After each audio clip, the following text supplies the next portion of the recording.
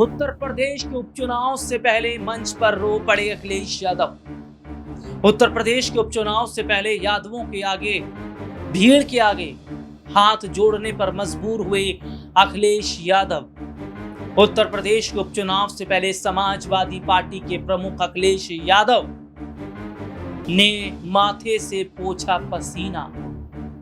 उत्तर प्रदेश के उपचुनाव से पहले टेंशन में आए समाजवादी पार्टी के प्रमुख अखिलेश यादव, और कैसे अखिलेश यादव की मुश्किलें अब और बढ़ रही हैं क्योंकि उनके हाथ से सीट फिसल रही है। और क्या कहा भावुक होकर अखिलेश यादव ने, मैं अपने दर्शकों को जरूर दिखाऊंगा। नमस्कार, मैं हूं राहुल शर्मा और आप देख रहे हैं आज का सबसे बड़ा मुद्दा। इस मुद्दे में आज हम बात कर रहे हैं उत्तर प्रदेश के उपचुनाव को लेकर। उत्तर प्रदेश में जिन 9 सीटों पर उपचुनाव होने वाले हैं, ये उपचुनाव मायने रखते हैं क्योंकि ये उपचुनाव तय करेंगे साल 2027 का विधानसभा चुनाव। यूपी में साल 2027 में विधानसभा के चुनाव होने वाले हैं और इस उपचुनाव माफ कीजिएगा, यूपी 2027 में विधानसभा के चुनाव उत्तर प्रदेश में होने वाले हैं। और जो उत्तर प्रदेश में जो अब उपचुनाव है, इस उपचुनाव से पता चलेगा कि 2027 में जो विधानसभा चुनाव है उसकी क्या तारीख रहेगी। यानी उपचुनाव से विधानसभा चुनाव के रास्ते खुल जाएंगे। और यही तो वजह है कि उपचुनाव की तारीख जो बदली 13 से 20 नवंबर आ गई। इसमें बीजेपी ने खेल कर दिया।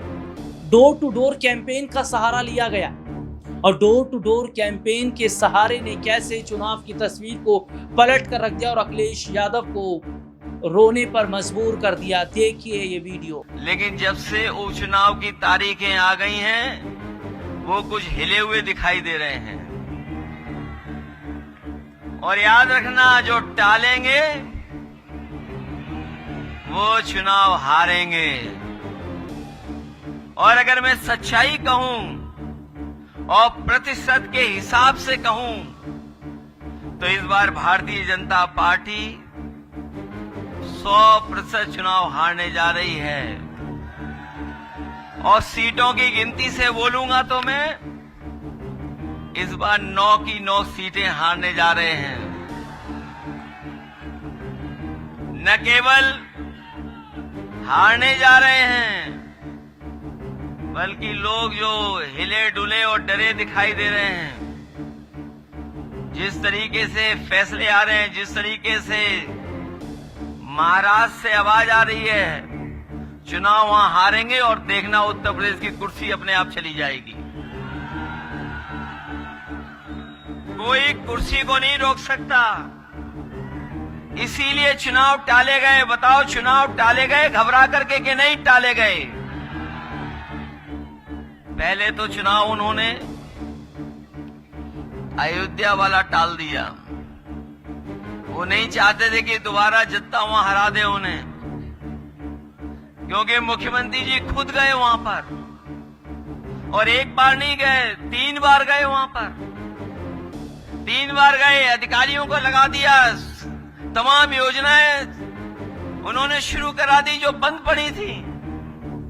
लेकिन जब उनका इंटरनल सर्वे आया कि आप तब भी हार रहे हो, तो उन्होंने चुनाव अयोध्या का भी टाल दिया। ये चुनाव बताओ कब होना था आपके बीच में? आज कौन सी तारीख है? इसी दिन इन्हें चुनाव हारना था, लेकिन चुनाव टाल दिया इन्होंने। और कभी सोचा कि उन्होंने चुनाव क्यों टाला? चुनाव इसलिए टाला इन्होंने कि जब इन्हें मालूम पड़ गया कि त्योहारों के समय पर लोग आए हैं, छुट्टी लेकर के आए हैं, घर पर पहुंच गए हैं। त्योहारों के साथ साथ उन्होंने मन बना लिया था कि इस बार भारतीय जनता पार्टी को सबक सिखा करके जाएंगे। जब उनको इस बात की भनक पड़ गई तो उन्होंने 13 तारीख से चुनाव टाल करके 20 तारीख कर दिया। अगर 20 तारीख कर दिया तो कानपुर वाले लोग इतना हैं कि 13 का हिसाब पूरा का पूरा 20 तारीख को करेंगे। यहां कोई चुनाव नहीं बचा। और हमारे जो मुख्यमंत्री जी हैं,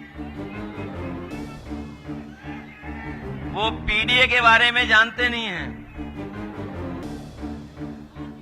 वो कह रहे हैं कि पता नहीं क्या पीडीए है, उनका फुल फॉर्म जो पीडीए का बताया तो मैं बहुत सोचता रहा, ये बताओ एच कहां से आ गया इसमें। जो वो पीडीए का उन्होंने फुल फॉर्म बनाया, मैं सोचता रहा ये एच कहां से आ गया। और सच्चाई तो ये है, जो पीडीए वाले घबराए हुए हैं वो इसलिए घबराए हुए हैं, पीडीए के नारे से उनके पेट में दर्द हो रहा है। पीडीए मतलब पेट में दर्द हो रहा है नारे से। ये जब से पीडीए का नारा चला है और साइकिल का हैंडल हाथ ने पकड़ा है, साइकिल का हैंडल हाथ ने जब से पकड़ा है, घबराए हुए घूम रहे हैं। और हम और आप लोग तो जानते हैं कि ये कलयुग भी चल रहा है और कलयुग में सब उल्टा पुल्टा होता है। तभी आप देख रहे होगे बोल भी बहुत रहे हैं। वैसे तो हमारे यहाँ परंपरा ये है कि जो ज्ञानी होता है वो चुप रहता है। तभी हमारे यहाँ परंपरा चली है मौनी बाबा की। लेकिन पता नहीं उल्टा पुल्टा क्यों हो रहा है। लगता कलयुग है इसलिए उल्टा पुल्टा हो रहा है। जो बुनियादी सवाल हैं उनका जवाब एक भी नहीं है सरकार के पास। सोचिए आप, जो बुनियादी सवाल आज है,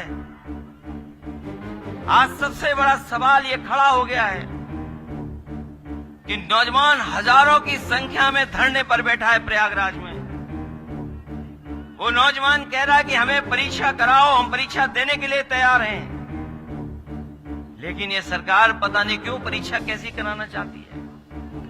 जो लोग नारा दे रहे हैं कि वन नेशन वन इलेक्शन, जो नारा देते हैं वन नेशन वन इलेक्शन, बताओ परीक्षा नहीं करा पा रहे हैं।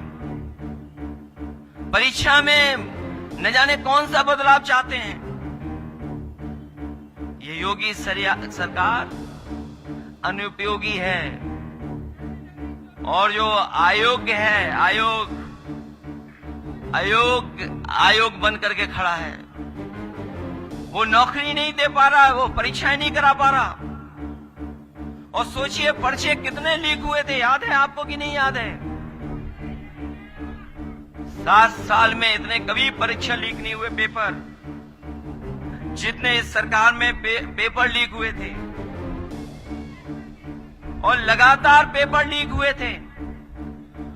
और उसका परिणाम यह हुआ था कि नौजवानों ने उत्तर प्रदेश के लोकसभा के चुनाव में जनता का साथ लेकर के इनके खिलाफ मतदान कर करके ऐतिहासिक हार दिलाई थी उत्तर प्रदेश से। ये कभी कल्पना नहीं कर सकते थे, लेकिन उत्तर प्रदेश के किसानों ने, नौजवानों ने मिलकर के इनको हराने का काम किया। जो नौजवान नौकरी ढूंढ रहा है वो जान गया है कि नौकरी भाजपा के एजेंडा में नहीं है। ये नौकरी देना, पेपर कराना, समय पर नौकरी मिल जाए, वो भारतीय जनता पार्टी का एजेंडा नहीं बचा। और ये न केवल नौजवानों को धोखा दे रहे हैं, बल्कि नौजवानों के भविष्य को भी धोखा देने का काम कर रहे हैं। नौकरी है ही नहीं, रोजगार नहीं। और इलाहाबाद के हजारों छात्र आंदोलन कर रहे हैं। इन पे आरोप लगते हैं, कोई एक आरोप नहीं लगता, इन पे आरोप लगातार लग रहे हैं। परीक्षा प्रणाली में हेरा फेरी करने वाले यही भाजपा के लोग हैं, इन पे आरोप लगता है। गलत प्रश्नोत्तर बनाते हैं, गलत क्वेश्चन पेपर बनाते हैं, और उसका पेपर छपाने वाले कोई नहीं है, भाजपा वाले हैं। पेपर लीक करवाने वाले भी भाजपा वाले हैं। परीक्षा की तारीख टालने वाले यही भाजपा वाले हैं। परीक्षा रद्द करवाने वाले यही भाजपा वाले हैं। और कभी कभी कॉपी भी बदलवा देते हैं। और आपको याद होगा पिछले चुनाव में भी और आज भी हम कह रहे हैं कि आरक्षण को मारने वाला कोई नहीं, यही भाजपा वाले लोग हैं जो आरक्षण को भी समय समय पर छीनने का काम कर रहे हैं। न केवल आरक्षण को मार रहे हैं बल्कि रिजल्ट को भी परवाह नहीं करते कि समय पर रिजल्ट आए कि नहीं आए, रिजल्ट को भी टालते हैं। और जब इन सब चीजों से निकल भी जाए तो ये जाकर के कोर्ट में परिणाम को भी उलझाने का काम करते हैं। लेकिन इस बार नौजवानों ने मन बनाया है कि ऐसी युवा विरोधी सरकार के खिलाफ मतदान करने का काम करेंगे और न केवल इस चुनाव में हराएंगे बल्कि 27 का चुनाव का भी हराएंगे। ये वीडियो आपने देखा जिसमें विस्तार से हमने अपने दर्शकों को दिखाया। ये बहुत बड़ी बात है कि अखिलेश यादव मंच से अब भावुक हो रहे हैं। तो क्या अखिलेश यादव ये मान रहे हैं कि उत्तर प्रदेश का उपचुनाव उनके हाथ से फिसल रहा है? और क्या समाजवादी पार्टी की टेंशन वाकई बढ़ती नजर आ रही है? समाजवादी पार्टी की टेंशन अगर बढ़ रही है तो इसका मतलब उत्तर प्रदेश के उपचुनाव से पहले बीजेपी के हाथ में पाला है वो आता नजर आ रहा है।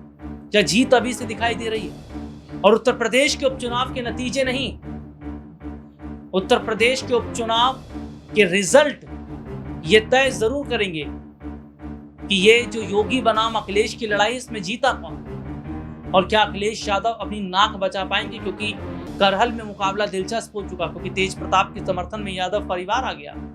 अपर्णा यादव, संध्या यादव तेज प्रताप की मां प्रचार प्रसार करने नजर आ रही है। डोर टू डोर कैंपेन शुरू कर दिया गया और ये बहुत बड़ी बात है कि अब मुश्किलें समाजवादी पार्टी की बढ़ती दिखाई दे रही हैं। और ऐसे में अगर उपचुनाव जीत जाती है भारतीय जनता पार्टी तो योगी आदित्यनाथ आने वाले वक्त में मुख्यमंत्री बने रहेंगे, क्योंकि उनकी मुख्यमंत्री कुर्सी को लेकर भी सवाल था।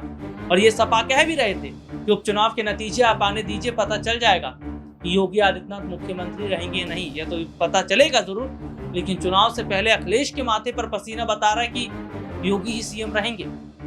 आज के लिए इतना ही। आपसे फिर दोबारा मुलाकात होगी, तब तक के लिए इजाजत दीजिए। नमस्कार।